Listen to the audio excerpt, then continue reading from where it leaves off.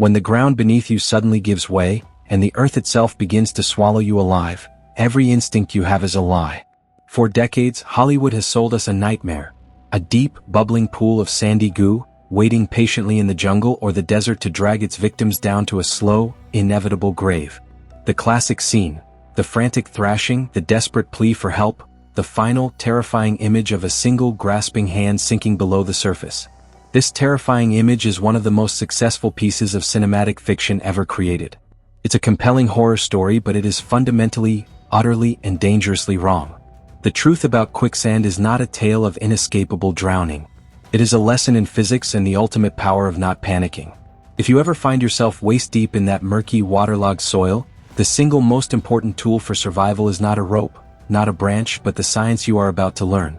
Because the moment you panic, you violate the most fundamental rule of physics in this scenario, and you turn a messy inconvenience into a life-threatening struggle. Let's dive into the terrifying truth and the simple, counterintuitive science of how to survive quicksand. To survive quicksand, you must first understand what it is and what it is not. Quicksand is not a special type of sand.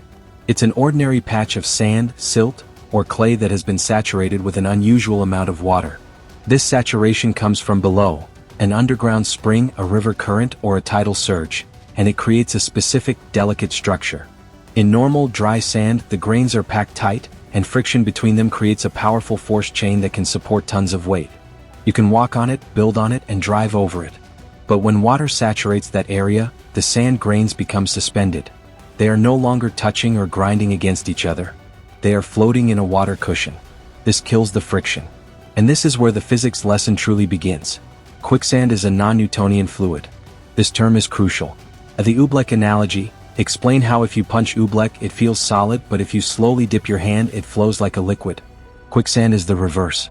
Stress, like a human stepping on it or thrashing, causes the sand to momentarily liquefy and collapse. The agitation effect. Detail how walking on it, or any form of agitation, causes the grains to slip past one another, and the ground beneath your feet instantaneously liquefies and collapses, starting the sinking process. The key takeaway from this section is that your movement is the trigger. Stop moving and you stop sinking. Here is the central truth that destroys the Hollywood myth. You cannot sink entirely into quicksand. What? Density. The average human body has a density of about 1 gram per cubic centimeter, 1 g/cm superscript 3. Quicksand, because it is a dense mixture of sand and water, has a density of about 2 grams per cubic centimeter, 2 g/cm superscript 3. In any fluid, an object sinks only until the weight of the displaced fluid equals the weight of the object, a principle known as Archimedes' principle. Since the human body is only half as dense as quicksand, you are actually far more buoyant in quicksand than you are in regular water. At the floating point, you will stop sinking when the quicksand is approximately at your waist or chest level. Your chest, with your lungs full of air, is particularly buoyant, acting like a natural life vest. At the mental battle, the true terror is the feeling of being pulled down, which leads to panic. But the physics dictates that you will stop. The real fight is to calm your mind long enough for your natural buoyancy to take over. If you can't sink, what is the danger? The danger is not being pulled under, it's being held in place. The two primary dangers are: 1. The vacuum effect, the clenched fist. 2. Environmental hazards, the ticking clock. Once your feet or legs are submerged and you try to violently yank them out, the quicksand reacts. Your movement causes the sand to compress tightly around your limb. As you pull up, you are creating a vacuum in the space your leg is leaving. The pressure is immense. Scientific estimates show that the force required to remove a foot from quicksand at a speed of just 1 centimeter per second is equivalent to the force needed to lift a medium-sized car. A human is physically incapable of generating that kind of force on their own. The consequence of force, thrashing or kicking wildly, only packs the sand in harder, cementing the trap. This can lead to compression damage to muscles and nerves, and in extreme cases, the release of compounds that cause kidney damage. The true killers are external factors, the time-limit threat you cannot fight with strength. Quicksand is frequently found on tidal flats, river deltas, and beaches. If you are stuck, the incoming tide can race in faster than you can run, swiftly engulfing and drowning a trapped person. This is the most common cause of death related to quicksand. If you are trapped in a remote area, you are exposed to the elements. Prolonged exposure can lead to hypothermia or dehydration, and the sheer exhaustion of constantly trying to free yourself can be fatal. This is the only section that matters once you are stuck. This is your science-backed, step-by-step escape plan.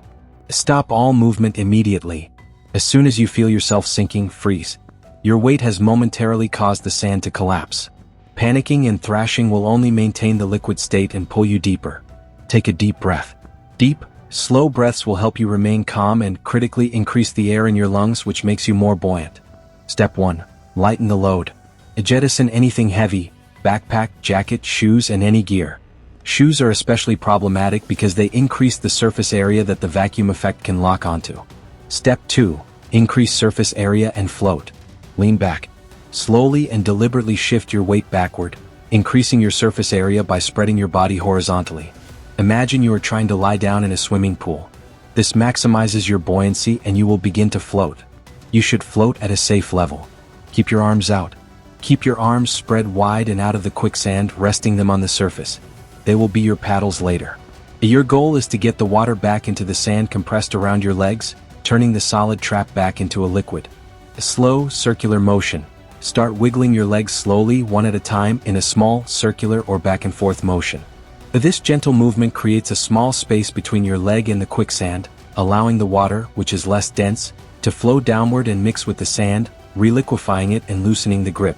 This process is agonizingly slow.